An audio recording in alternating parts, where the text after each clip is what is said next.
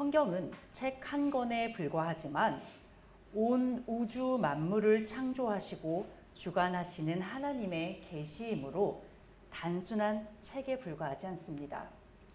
우리는 단 한 권에 불과한 이 성경을 통해 세상의 지식뿐만 아니라 세상에서 배울 수 없는 지혜와 명철을 얻을 수 있습니다. 뿐만 아니라 세상이 줄 수 없는 평안함도 우리는 성경을 통해 위로를 받고 있습니다. 또한 성경을 통해 우리의 인생 가운데 만나는 크고 작은 문제들을 내가 이끌어가는 것처럼 보이지만 실상은 그 모든 것이 하나님의 섭리 가운데 이루어지고 있다는 것도 배우게 됩니다. 그 과정에서 때로는 감당하지 못할 것처럼 괴롭게 느껴지는 고난의 골짜기가 지나고 보면 하나님의 큰 은혜였음을 깨닫기도 합니다. 또 때로는 도저히 넘어서기 힘들어 보이는 거대한 상대를 하나님의 도우심으로 능히 넘어서 있는 그런 짜릿한 경험을 하기도 합니다. 그러나 그와는 반대로 하나님께서 그 길을 평탄케 하심으로 성취를 목전에 둔 그 순간에 우리의 죄와 실수로 패배의 쓴잔을 마시는 순간도 만나게 됩니다. 이스라엘의 역사를 보면 감히 하나님의 백성을 괴롭히는 이방 민족을 향해 하나님의 분노와 심판의 채찍이 들려지는 것을 보게 됩니다. 그러나 하나님의 백성이 바로 서지 못할 때면 그 분노의 채찍은 하나님의 자녀를 바로 세우는 데 사용되는 것 또한 보게 됩니다. 그러므로 하나님의 자녀인 우리들은 인생길에서 만나게 되는 다양한 그 사건들을 말씀을 기준으로 바라보는 훈련을 해야 합니다. 기록된 말씀을 통해 하나님 앞에 늘 겸손하게 서기 위해 노력해야 하며 오직 믿음으로만 서기 위해 최선을 다해 자신의 삶을 구별된 모습으로 세워가야 합니다. 사람은 끊임없이 내 편이 누구인지를 찾습니다. 우리는 늘 내 편은 누구인지, 또 나의 반대편에 서 있는 나를 대적하는 사람은 누구인지를 가려내려고 하는 그런 습성이 있습니다. 하지만 자기 중심적인 우리들은 상황에 따라 끊임없이 내 편과 상대편이 바뀌는 그런 경험을 하게 됩니다. 그래서 오늘의 적이 내일의 동지가 되기도 하고 또 오늘의 동지가 내일의 적이 되기도 하는 그런 인생을 우리는 경험하며 살아가고 있습니다. 하나님의 역사에서는 누가 하나님의 편인지가 가장 중요합니다. 선악과를 먹은 인간은 자기 자신을 중심으로 선과 악을 판단하지만 선악의 절대 기준은 하나님이시기 때문에 모든 것을 하나님 편에서 분별하는 지혜가 필요합니다.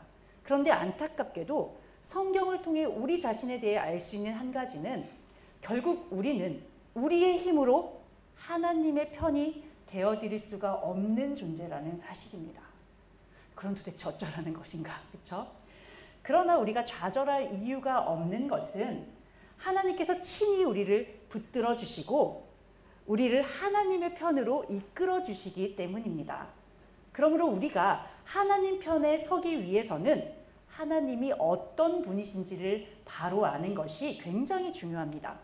하나님은 자신의 연약함과 한계를 바로 알아 오직 하나님만을 의지하고 경외하는 자를 도우시고 보호하시는 분이시기 때문에 그렇습니다. 이 사실을 바로 알고 오직 하나님께서 내 삶의 주인이 되실 수 있도록 끊임없이 나 자신을 내려놓고 그 자리, 그 중심에서 하나님께서 친히 역사하실 수 있도록 간구해야 합니다. 그래야 우리는 우리의 인생을 실패의 길로 걷지 않을 수 있으며 하나님 앞에 교만한 죄를 짓지 않을 수 있습니다. 하나님을 대적하는 그 자리에 가서 앉지 않을 수 있어요. 열왕기하 3장 27절 이에 자기 왕위를 이어 왕이 될 맏아들을 데려와 성 위에서 번제를 드린지라 이스라엘에게 크게 경노함이 임하매 그들이 떠나 각기 고국으로 돌아갔더라. 열왕기하 3장에는 아주 이상한 전쟁이 등장하고 있습니다. 하나님께서 도우심으로 크게 승리하는 전쟁인가 싶어 기쁜 마음으로 말씀을 읽어 나가는데 그 끝이 이상해도 너무 이상합니다. 도대체 이 전쟁이 하나님의 도우심으로 승리한 전쟁인 것인지, 도대체 이 전쟁의 승자가 누구인지 고개를 갸웃거리게 만듭니다. 18절에 보면 엘리사 선지자가 북이스라엘과 남유다의 연합군을 향해 여호와께서 모압 사람도 당신의 손에 넘기시리니 라고 마치 승리를 보장하는 듯한 그런 말을 합니다. 그런데 전쟁의 마지막 장면인 27절에는 모압의 왕이 자신의 장자를 인신제사의 제물로 드렸을 때 이스라엘에 크게 경노함이 임했다고 기록하고 있어요. 그 결과 북이스라엘과 남유다 연합군대는 전쟁터를 떠나 각기 고국으로 흩어져 돌아갔다는 것입니다. 많은 성경학자들조차도 이 부분에 대해 일치된 견해를 내놓지 못하고 의견이 분분했습니다. 이 부분을 일컬어 성경 난제라고 합니다.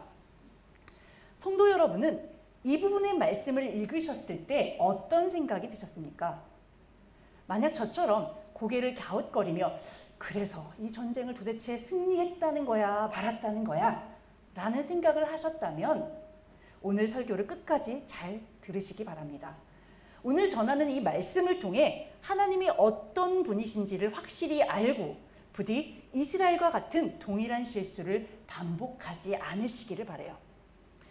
아합의 아들인 여호람은 형 아하시아에 이어 북이스라엘의 9번째 왕이 되었습니다. 하나님께서는 악한 방법으로 나봇의 포도원을 차지한 아합에게 분노하셨어요. 그래서 아합에게 이르기를 아합에게 속한 자는 종이든 자유인이든 모두 죽일 것이며 이대를 넘기지 못하고 멸문지화를 당할 것이다 라는 아주 무시무시한 심판의 말씀을 이미 전해놓으신 상태입니다. 그런 가운데 여호람은 형의 뒤를 이어서 왕위에 오른 거예요. 이미 심판의 말씀을 가지고 왕위에 임한 이 사람의 마음이 어땠을까요? 하나님의 예언이 이대를 넘기지 못할 거라고 하셨는데 불안했겠죠, 굉장히. 그런데 그가 이스라엘을 다스린 시간은 자그마치 12년이었습니다. 하나님의 심판의 메시지가 임했던 시기를 생각해 본다면 하나님의 심판이 참으로 더디게 진행되는 것처럼 느껴지는 우리에게는 꽤나 긴 시간입니다. 이것만 보더라도 하나님의 시간과 우리의 시간은 그 개념이 다르다는 것을 알 수 있습니다. 우리가 볼 때 다소 길게 느껴지는 이 시간은 하나님께서 이스라엘을 기다려주시며 허락하신 기회의 시간이 됩니다. 이미 심판의 말씀이 아합의 집에 내려졌지만 그 심판의 때가 꼭 여호람의 때에 일어날 그 이유는 없습니다. 그럴 필요가 없어요. 예수님을 팔 자가 성경에 이미 예언되었죠. 그리고 예수님을 팔면서 취하게 될 경제적인 이익, 은30이라는 것도 이미 성경에는 세세하게 기록이 되어 있습니다. 그러나 그 사람이 꼭 가룟 유다일 이유는 없습니다. 이것과 동일한 거예요. 하나님의 오래 참으심 가운데 여호람이 만약에 하나님 앞에서 돌이켰다면 하나님께서는 아합의 집안에 내려질 그 심판을 그 다음으로 유보하셨을 것입니다. 여호람은 왕이 된 뒤에 아버지 아합이 만들어 놓은 바알의 주상을 없애는 열심을 보이기도 했습니다. 이런 여호람의 열심에 대해 성경은 그가 악을 행하기는 하였으나 그의 부모와는 같지 않다고 이렇게 기록하고 있습니다. 그러나 그는 느밧의 아들 여로보암의 죄는 그대로 답습하였습니다. 이것이 하나님 앞에 죄가 되는 것입니다. 우리는 죄의 경중을 따지며 그래도 아합보다는 나으니까 여호람은 조금 낫지 않을까? 라는 이런 생각을 하며 살아가죠. 그러나 모든 우상 숭배는 하나님 앞에 죄가 됩니다. 그리고 그것은 하나님의 진노를 받을 만한 충분한 조건이 됩니다. 여호람에게는 약간의 경건함 또는 양심 같은 것이 있었을지 모르겠으나 그의 믿음은 온전하지 못한 것이었습니다. 그의 순종 또한 불완전할 수밖에 없었습니다. 불완전한 믿음과 불완전한 순종은 결국 온전한 회개와 회복으로 이어지지 못하게 하기 때문에 하나님의 진노의 심판을 면치 못하게 합니다. 그러므로 지금 우리가 드리는 이 예배와 헌신과 믿음이 하나님 앞에 온전한 것인지 우리는 끊임없이 자신을 돌아보고 돌이켜야만 합니다. 열왕기하 3장 7절 또 가서 유다의 왕 여호사밧에게 사신을 보내 이르되 모압 왕이 나를 배반하였으니 당신은 나와 함께 가서 모압을 치시겠느냐 하니 그가 이르되 내가 올라가리이다. 나는 당신과 같고 내 백성은 당신의 백성과 같고 내 말들도 당신의 말들과 같으니이다 하는지라.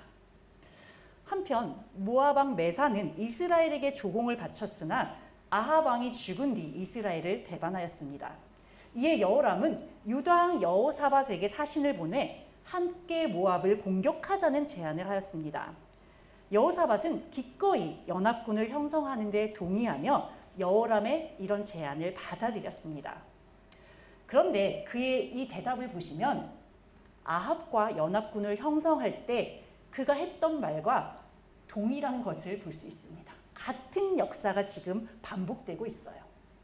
여호사밧의 문제는 악한 이스라엘 왕과 지속적으로 교제하고 그들과 필요에 따라 연합했다는 것입니다. 그는 정치적인 이익을 위해 끊임없이 악한 북이스라엘의 왕들과 연합했지만 역사를 볼 때 그 결과는 모두 실패했습니다. 심지어 그는 아합과 연합하여 전쟁에 나갔을 때 죽을 고비를 넘기는 경험을 했어요. 그리고 아하시야와는 조약을 맺어 에시온게벨이라는 곳에서 다른 나라와 무역을 하기 위한 배들을 만들기도 했습니다. 그러나 이것이 하나님 앞에 악한 일이었기 때문에 그들이 연합하여 만든 배는 모두 파손되고 말았어요. 이 정도 경험을 했으면 한 번쯤은 생각을 볼만도 하지 않습니까? 앞선 실패의 경험에도 불구하고 그러나 여호사밧은 과거로부터 아무런 교훈도 얻지 못했습니다. 자, 하나님을 경외하고 사랑하는 사람은 절대로 우상 숭배에 빠져 있는 사람들과 같은 편에 설 수가 없습니다. 왜? 우상 숭배라는 것은 하나님께서 가장 싫어하고 경멸하는 일이에요.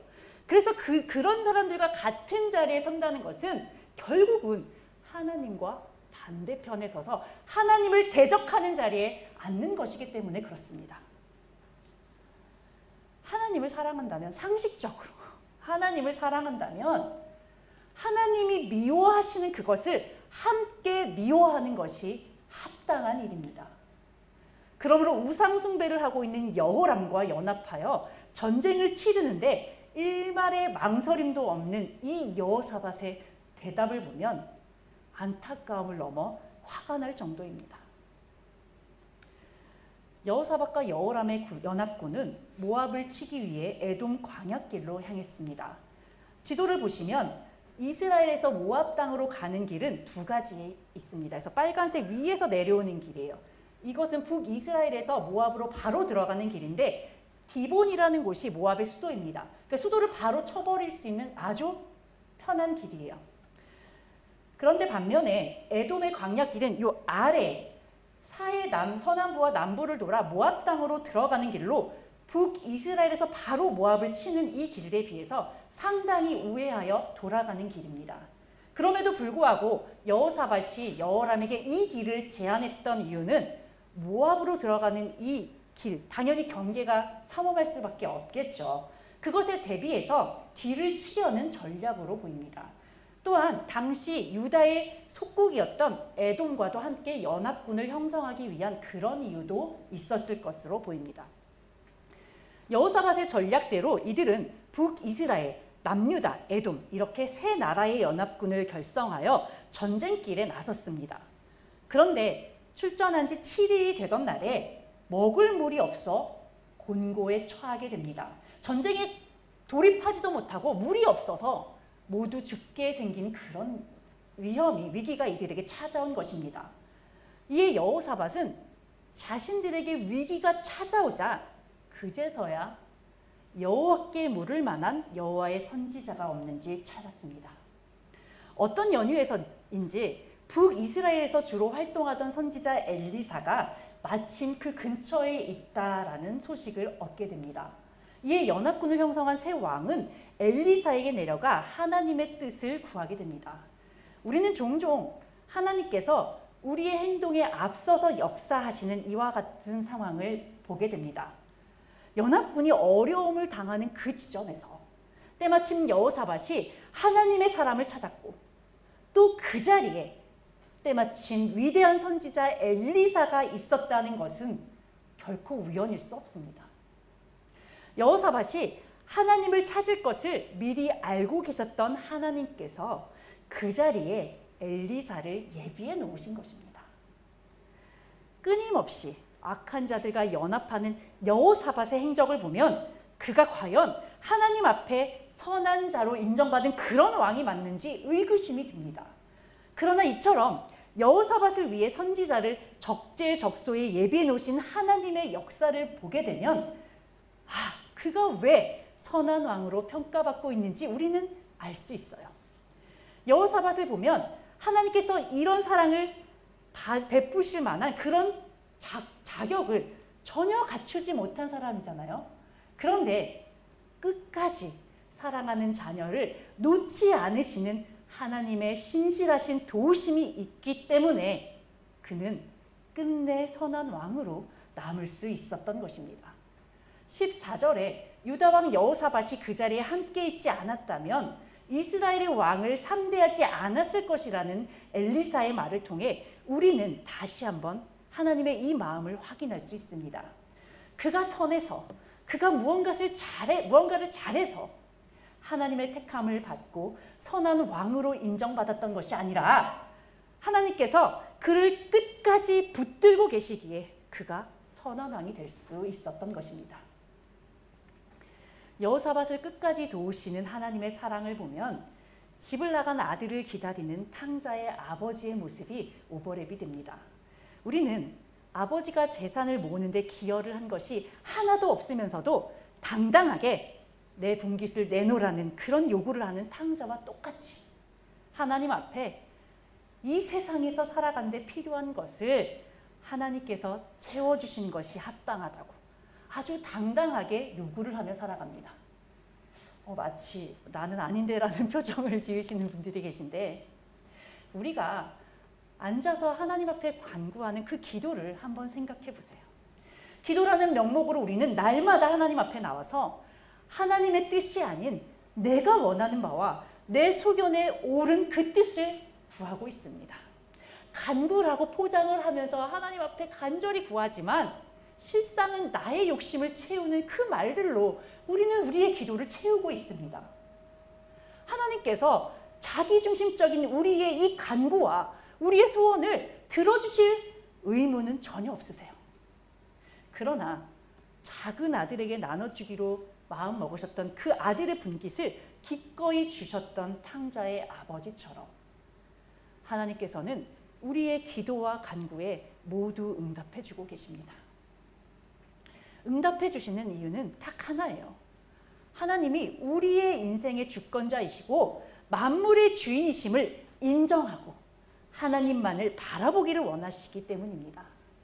그러나 아버지의 품을 떠나 세상에 나가 자신의 쾌락을 위해 아버지의 재산을 모두 탕진해버린 이 탕자와 같이 우리는 하나님께서 허락하신 그 귀한 기도의 응답을 자신을 자랑하고 자신의 마음을 즐겁게 하는데 모두 탕진하고 있습니다. 내가 기도했더니 하나님이 이렇게 역사해 주셨어. 내가 이만큼 헌신했더니 하나님이 내 자녀에게 이런 축복을 주셨어. 바로 이런 우리의 고백들이 하나님의 것을 나의 쾌락을 위해 사용하는 것과 똑같은 거예요. 탕자를 볼 때 너무 다행인 것은 그가 재산을 모두 탕진한 뒤에 세상의 조롱거리가 된 그 순간에 아버지의 집으로 돌아갈 결심을 한 그것입니다.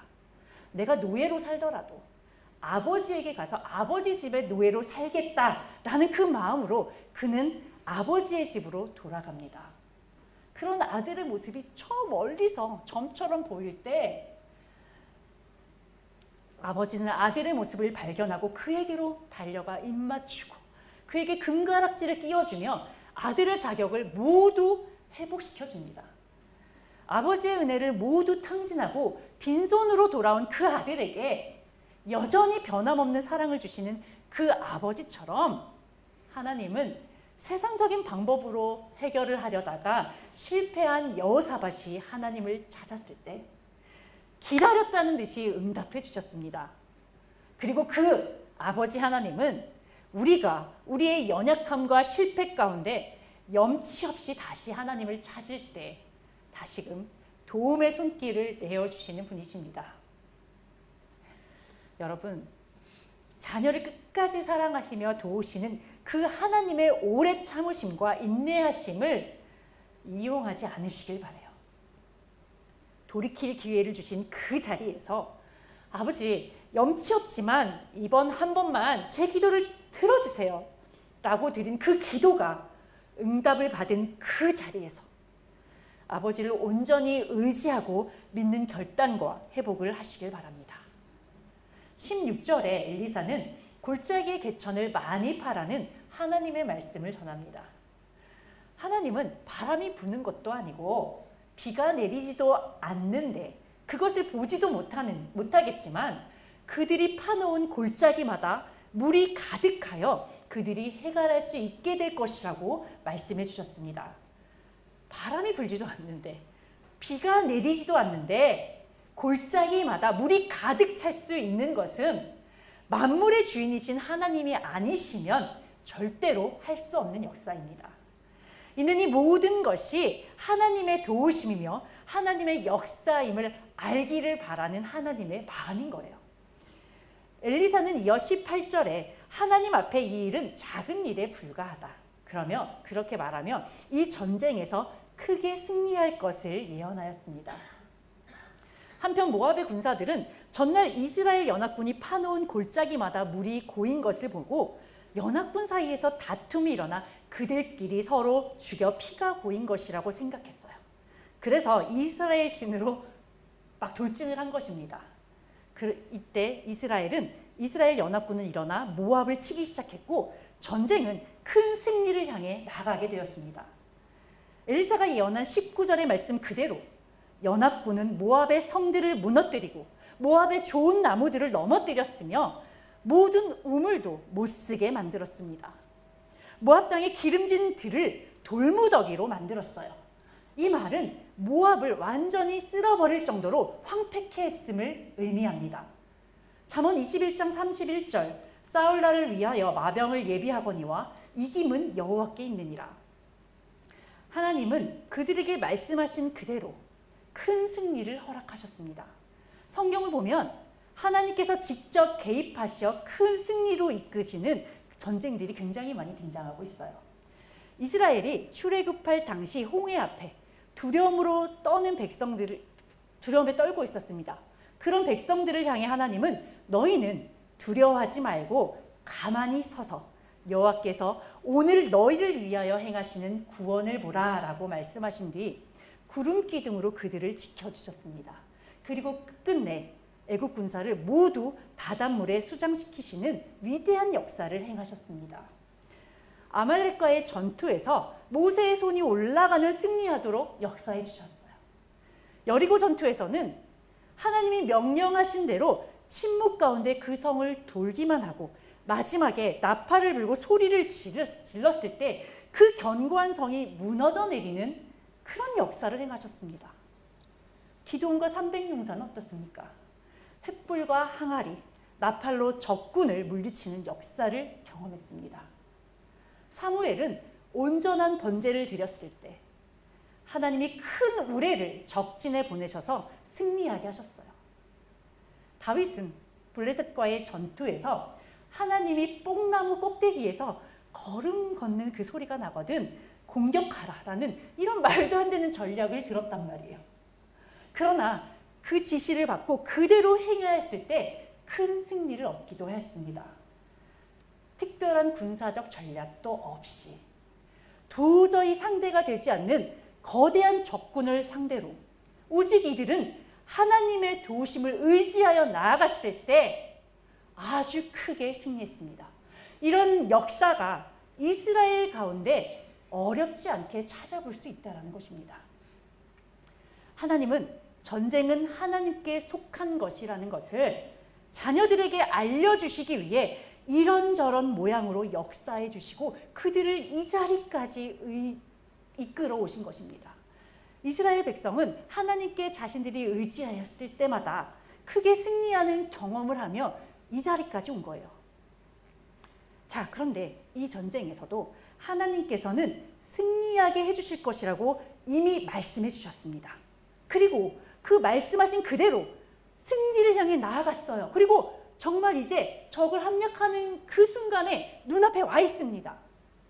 그런데 그때 이 전쟁은 반전의 국면을 맞이하게 됩니다. 모압 왕은 자신들이 불리한 것을 보고 자신의 뒤를 이어 왕위에 오를 장자를 번제물로 바치며 인신제사를 드렸습니다. 이에 이스라엘에게 크게 경노함이 임하며 그들이 전쟁을 멈추고 떠나 각자 고국으로 돌아가게 되었다고 합니다. 인신제사는 하나님께서 철저하게 금하시는 아주 악한 거잖아요. 악한 것입니다. 그러면 경노함이 모압에게 임해야 되지 않습니까? 그런데 성경은 오히려 이스라엘을 향한 맹렬한 분노가 일어났다고 기록하고 있습니다. 이 부분이 도저히 풀리지 않아서 많은 자료를 찾아보았습니다. 모압에게 하나님의 분노가 임한 것인데 성경을 옮겨 적는 과정에서 잘못 받아 적은 오류일 것이다 라는 그런 의견에서부터 인신제사를 통해 결의를 다진 이 모압 군사들의 이 격렬한 분노에 연합군이 화들짝 놀라 하나님의 그 예언의 약속에도 불구하고 인간적인 연약함 때문에 후퇴해버렸다는 데 이르기까지 아주 다양한 의견들이 있었어요. 그러나 이와 같은 해석들은 성경을 지나치게 사람의 입장에서 해석한 것들 뿐이었습니다. 성경의 다른 부분들과 이 부분을 이렇게 겹쳐보면 상충하는 부분들이 생겨요. 그런데 이 사건을 올바로 보는 것이, 해석하는 것이 중요한 이유는 하나님께 기도의 응답을 받았고 하나님의 기적도 맛보았지만 끝까지 하나님의 역사에 동참하지 못하는 이들의 모습이 신앙생활 가운데 우리가 좌절을 경험하는 모습과 아주 똑같기 때문에 그렇습니다. 그래서 이 문제를 올바로 해석해야 우리가 신앙생활 가운데 만나는 어려움들을 해결할 실마리를 우리는 찾을 수 있어요. 그래서 이 부분을 놓고 목사님과 상의하고 가장 합당하고 타당한 답을 찾았기에 자신 있게 전해드립니다. 잘 들으시길 바라요. 요한복음 8장 7절에서 9절 말씀입니다. 그들이 묻기를 맞이 아니하는지라 이에 이르시되 너희 중에 죄 없는 자가 먼저 돌로 치라 하시고 다시 몸을 굽혀 손가락으로 땅에 쓰시니 그들이 이 말씀을 듣고 양심의 가책을 느껴 어른으로 시작하여 젊은이까지 하나씩 하나씩 나가고 오직 예수와 그 가운데 섰는 여자만 남았더라. 서기관과 바리새인들은 예수님을 고발하기 위해 간음하는 현장에서 잡혀온 여인을 예수님 앞으로 끌고 왔습니다. 율법에 따르면 이 여인을 돌로 쳐서 죽이는 것이 합당한데 선생님은 이 사건을 어떻게 처리하겠냐는 것입니다. 당시 로마 정권은 유대인들에게 사형 집행권을 허락하지 않았습니다. 따라서 예수님이 율법에 따라 그 여인을 돌로 치라고 하면 로마 정권의 뜻을 거스르게 됩니다. 반면 그 여자를 돌로 치지 말라고 하신다면 모세의 율법을 거스른 자로 정죄를 받게 되실 것입니다. 서기관과 바리새인들은 예수님을 곤경에 빠뜨릴 절호의 기회라고 여기며 의기양양하게 간음한 여인을 예수님 앞으로 데려온 것입니다. 그러나 그런 악한 자들을 향해 예수님은 누구라도 죄가 없는 자가 이 여인을 돌로 치라고 말씀해 주셨습니다. 그 결과 자신의 죄에서 자유롭지 못했던 사람들은 모두 떠나가고 예수님과 간음한 여인 둘만 그 자리에 남게 되었습니다.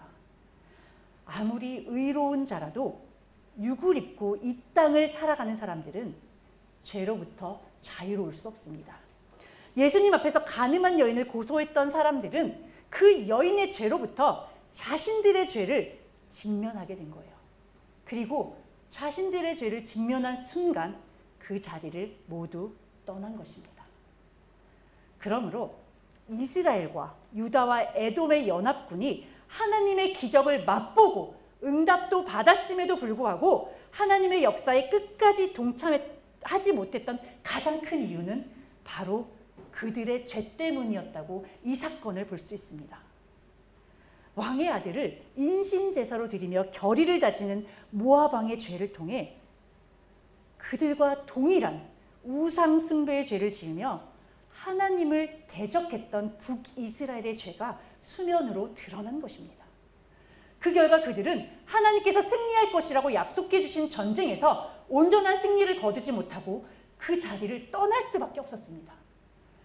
애초에 이 전쟁은 여호사밧이 아니었다면 하나님께서 개입할 이유가 전혀 없는 전쟁이었습니다.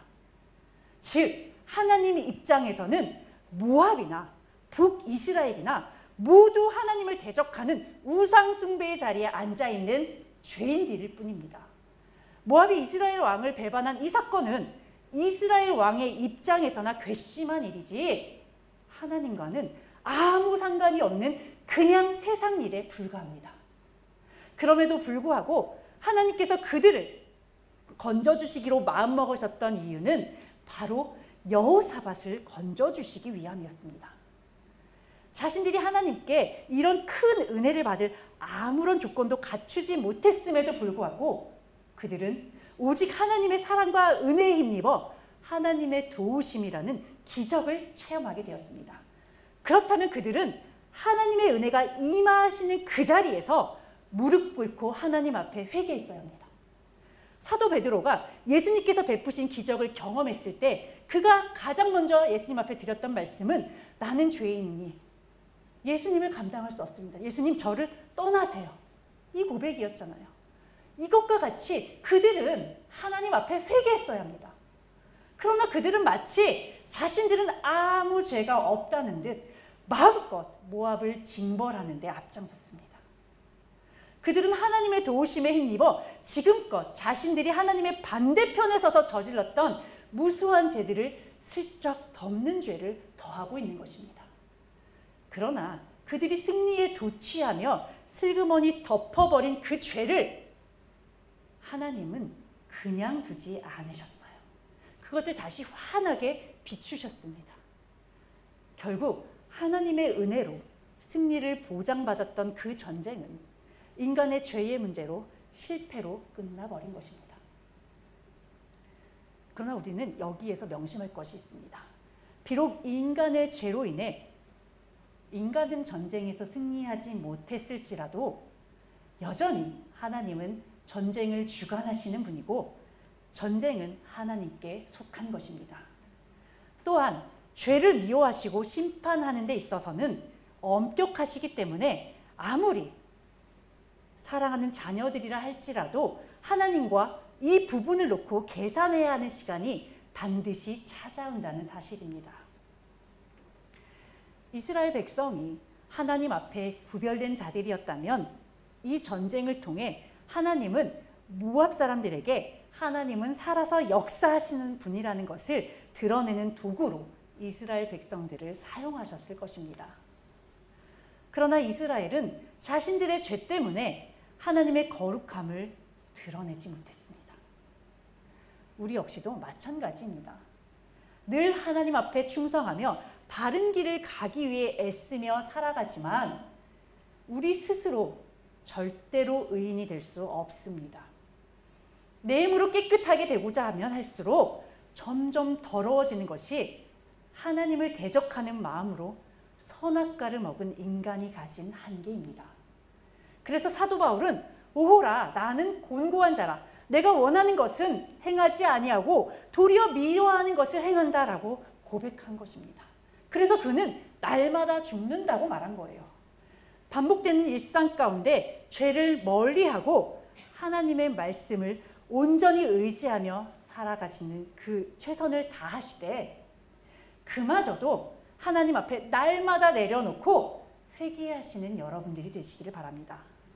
그래야만 육을 입고 살아가기에 늘 그림자처럼 따라오는 어둠과 죄의 문제를 하나님 앞에 해결받으실 수 있어요.